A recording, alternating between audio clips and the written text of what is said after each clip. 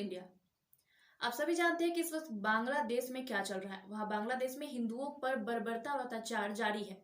लगातार हिंदुओं को निशाने बनाकर और उनकी हत्याएं की जा रही है। दिन पर दिन लगातार हत्याएं बढ़ती ही जा रही है। ऐसे में वहां के प्रधानमंत्री शेख हसीना को लेकर लगातार आलोचना जारी है।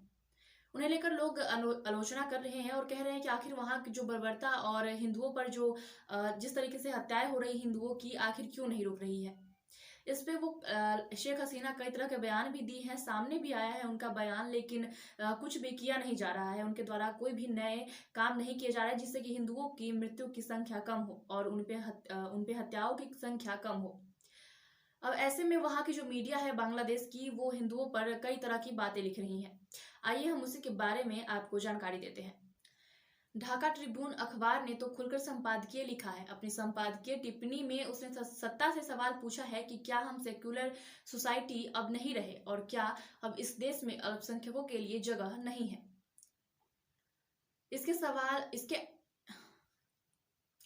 इसके अलावा द डेली स्टार और द डेली ऑब्जर्वर जैसे अखबारों ने भी अपने संपादकीय के जरिए सवाल पूछे हैं। बांग्लादेश के बड़े अंग्रेजी अखबारों में से एक ढाका ट्रिब्यून ने सोमवार को एक संपादकीय लिखा था जिसका शीर्षक था अल्पसंख्यकों के लिए देश नहीं बचा। अखबार लिखता है कि इस अखबार ने पिछले सप्ताह संपादकीय लिखकर उम्मीद जताई थी कि इस साल दुर्गा पूजा पर काफी प्रबंध है और सुरक्षा सुनिश्चित होगी और इस साल हिंदू आबादी पूजा और त्योहारों के दौरान सुरक्षित महसूस करेगी। लेकिन एक बार फिर दुर्भाग्यवश हमें यह लेख लिखना पड़ रहा है। आशावादी नजरिए से हम नहीं लिख रहे हैं बल्कि निराशावश लिख रहे हैं कि बांग्लादेश में शरारती तत्वों ने हिंदुओं पर हमला करके जघन्य काम किया है, जिससे दुख है। कई मामलों में बौद्ध समुदाय पर भी हमले हुए हैं। हिंदू मंदिरों, पूजा पंडालों, बौद्ध लोगों के घरों या ईसाइयों के काम करने की जगहों या जहां कहीं भी सांप्रदायिक हिंसा हुई है और जहां पर अल्पसंख्यक आबादी को नफरत के इरादे से निशाना बनाया गया है, उसने हमारे राष्ट्र को कमजोर ही किया है।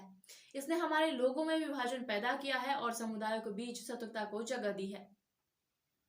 इस लेख में आगे लिखा गया है कि यह बहुत लंबे समय से चल रहा है और सांप्रदायिक हिंसा से निपटने के मामले में जो हमने अब तक किया है वो वापस हर साल हमारे सामने आ जाता है।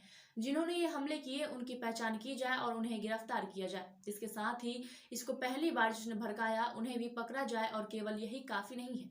इस तरह की अफवाहें हैं कि देश को अस्थिर करने के लिए यह योजनाएं बनाई गई और कई गलतफहमियों को लेकर भी बात है। लेकिन जो भी कारण रहे हों, यह हमारी अल्पसंख्यक जनता है जिसको सहना पड़ा है और हमारे लोगों की सुरक्षा के लिए कुछ ठोस कार्रवाई करनी होगी। बांग्लादेश तरक्की कर रहा है और हम विकासशील दुनिया के लिए एक नमूना है, लेकिन क्या हम इस बात को लेकर गंभीर हैं कि किसी भी पृष्ठभूमि का व्यक्ति इस राष्ट्र में सुरक्षित महसूस करेगा? क्या हम वास्तव में विकास कर पाएंगे? इस स्तर पर बांग्लादेश एक ऐसा देश लग रहा है जिसमें अल्पसंख्यकों के लिए कोई जगह नहीं है, जबकि हमारे देश की नींव धर्मनिरपेक्षता की बुनियाद पर रखी गई है। ऐसी तमाम खबरों के लिए देखते रहिए एशिया न्यूज इंडिया रांची।